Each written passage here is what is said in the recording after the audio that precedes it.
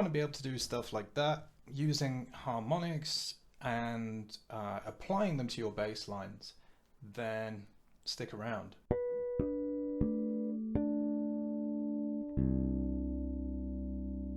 Hello, this is Tony from TG Bass Tutor, and today let's look at natural harmonics on the bass.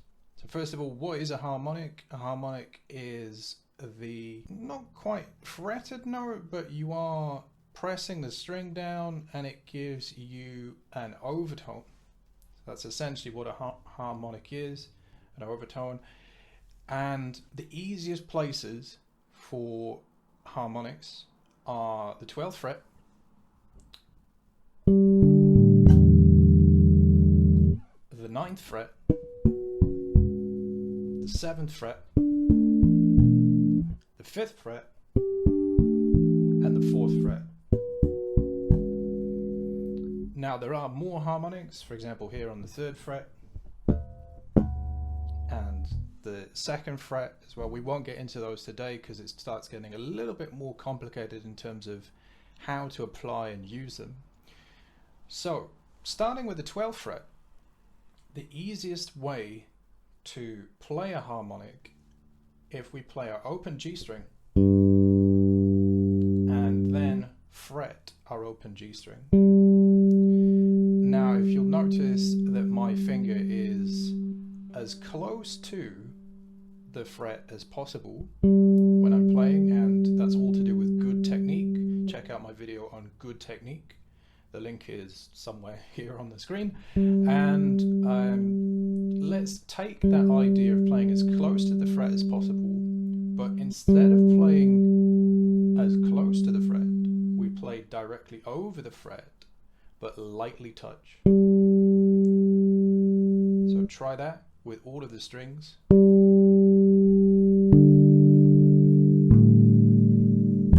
All the way down, up and down.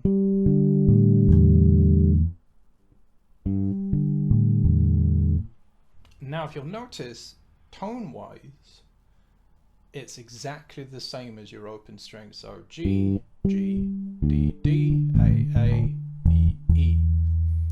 So you don't have to learn any more notes or anything like that. Okay, next, moving on to the 9th fret and the 4th fret. Notice anything similar about those? They're exactly the same. So the 9th fret harmonics and the 4th fret harmonics are exactly the same.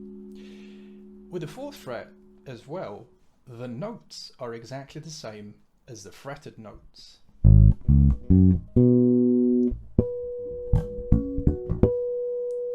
Just 2 octaves higher. With the 5th fret, if you'll notice, if I play the 12th fret,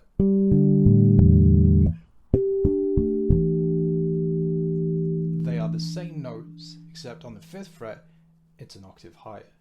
So again, you don't have to learn any new notes for this. So if we've got G here, we have G here, but an octave higher. D here, and D here, an octave higher. So you can apply it like that. So that's one strategy, is using notes, and I'll give you some examples of that in a minute. The other strategy is just to go on the sound. What does it sound like? So here's an example. We can take the 4th fret on the D and the G string. Sounds quite nice on its own, but if we add in a bottom E, sounds even better. It gives you a major 9 kind of feel to it. But again, don't worry about that. Don't worry about any of the theory. You can purely focus on the sound. That's what I did when I first started with the harmonics, experimenting with what sounds nice and what works. Another example could be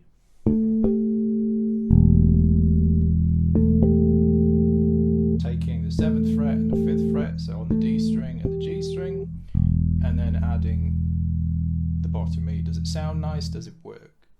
So we can construct chords and work on it that way, is to look at shapes and sounds and scales and arpeggios that you already know.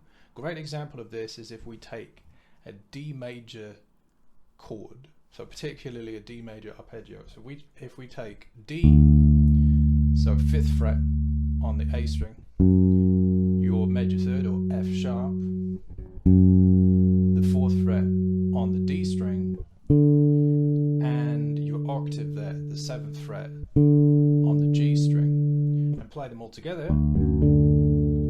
Now, if we play them all as harmonics, we end up with a very similar sound.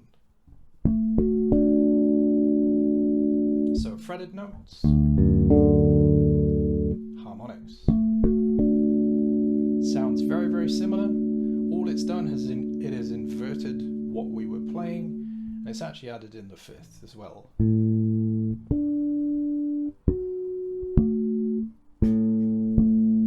So we have the 5th there, and then your D there, and it sounds quite nice. So that's another way of doing it, purely experimenting with different sounds and shapes. I know that the late great Jaco Pastorius used to do this, just experimenting with what kind of sounds would come out of it. Now we can move that on to other things, incorporating fretted notes with harmonics. Here's an example of that. Let's take your fretted note with your thumb and harmonics with fingers 1 and 2. So if I'm playing C on the 3rd fret of the A string with my thumb, I can play the harmonics with my 1st and 2nd finger on the 5th fret of the D and G string, like so. And then I can play the 4th fret. So 2nd fret, 4th fret, 4th fret. And then the B flat there on the 1st fret. Now don't worry about the notes or anything like that, it's all about the sound here. Don't worry about theory, anything like that. So if you can get these harmonics to bring out at the same volume as your fretted note, then you've got the right idea here. If one note is louder or quieter than the other, then maybe you need to do a little bit more practice with that. And you can do descending scales and all sorts of stuff. I mean, there's this kind of thing in the style of Portrait of Tracy. You end up with this sort of thing.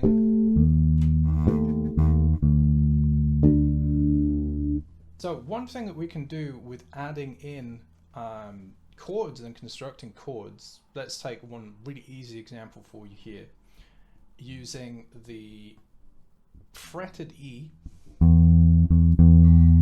so 7th fret on the A string, and then 5 and 5. Now if you remember 5 and 5 on the D and the G string, that will be your D and G respectively. So you end up with a -7, an E -7 feel.